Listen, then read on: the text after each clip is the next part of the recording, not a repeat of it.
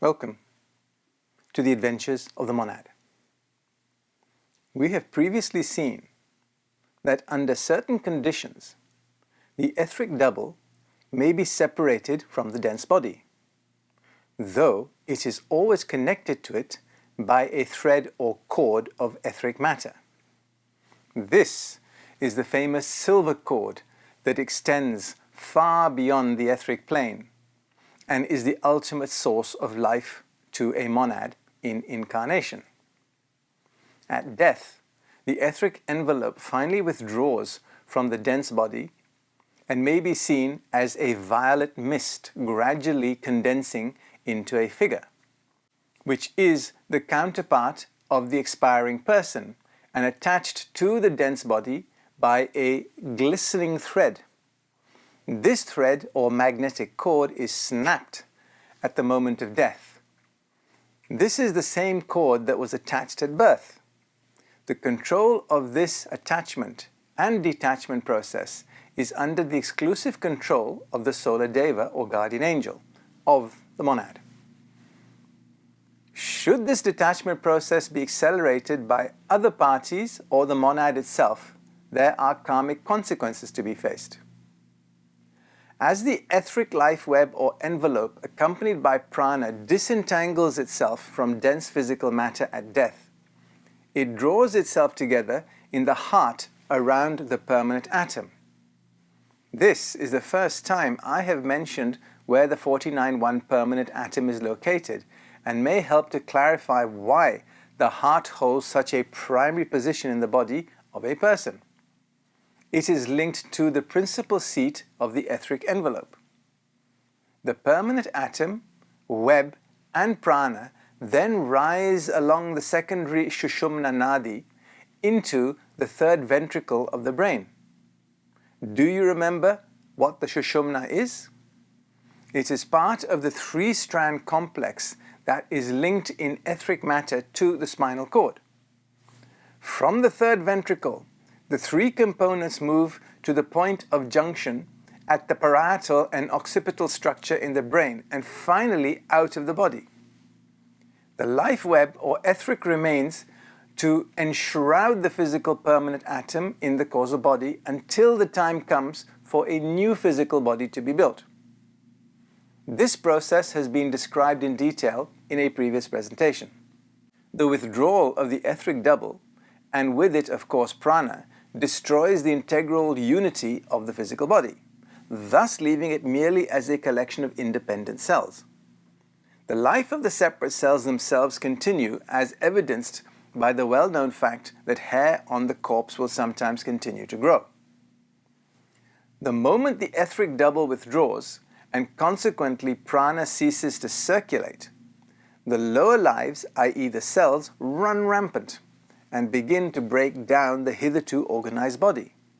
The body is thus never more alive than when it is dead, but it is alive in its units and dead in its totality. Alive as a disorganized jumble, dead as an organism. As the French esotericist Eliphas Lévy said, the corpse would not decompose if it were dead. All the molecules which compose it are living and struggling to separate. When the double finally quits the dense body, it does not go far away, but usually floats over it. In this condition, it is known as a wraith and sometimes appears to those with whom it is closely bound up as a cloudy figure, vaguely conscious and speechless. Unless disturbed by tumultuous distress or violent emotion, the state of consciousness is dreamy and peaceful. It is during the withdrawal of the etheric double, as well as afterwards, that the whole of the person's past life passes swiftly in review before the persona, every forgotten nook and corner of the memory yielding up its secrets, picture by picture, event by event. In these few seconds, the persona lives over again its whole life, seeing its success and failures, loves and hatreds. It perceives the predominant tendency of the whole and the ruling thoughts of life asserting itself, marking the region in which the chief part of the post-mortem life will be spent. As one of the Upanishads describes it, at death, prana gathers everything together and, withdrawing from the body, hands everything onwards to the knower, who is the receptacle of all. The location and timeline presented here are not in agreement with other sources I've consulted. My view is that the review process occurs on the emotional plane and may take some time to complete, even though the tape of the person's life is run at high speed. The emotional world location makes more sense when you consider that some discarnate monads need some convincing that they are dead at all. If this review process kicked in automatically at the detachment of the etheric envelope, this would not be the case. It is the density and location of the elemental essences in one's emotional envelope that determine where the monad becomes conscious again in the emotional world. This is why I suggested in a previous presentation that it is a good idea, if you can achieve it, to make sure your emotional body does not separate into layers like an onion when you pass over. In this way, you end up on a subplane that is the average of all your elemental essences, rather than having to shed each layer's denser essences before you can rise to the next level. Anyway, back to our narrative.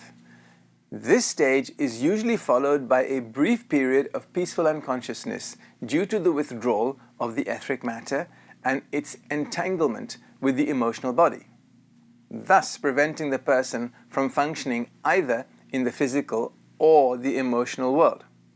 Some people shake themselves free from the etheric envelope in a few seconds. Others rest within it for hours, days, or even weeks, though usually the process does not take longer than a few hours.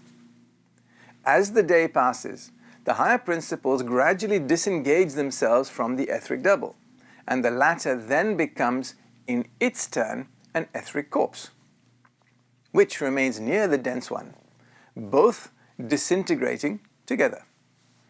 These etheric wraiths are often seen in churchyards, sometimes as violet or bluish-white mists, but often presenting an unpleasant appearance as they pass through various stages of decomposition.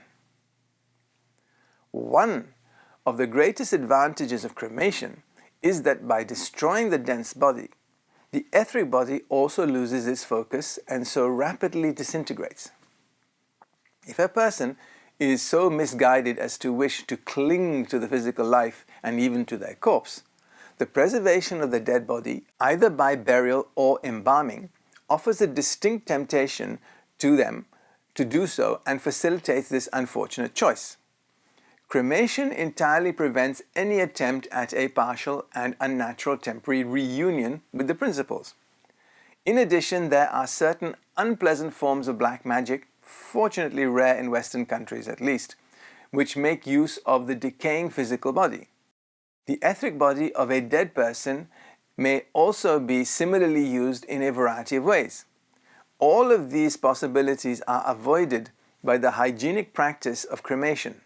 It is quite impossible for a dead person to feel the effects of the fire on their discarded body, for so long as it is dead, the emotional and etheric matter has been completely separated from the dense physical matter. A dead person can't get back entirely into their corpse.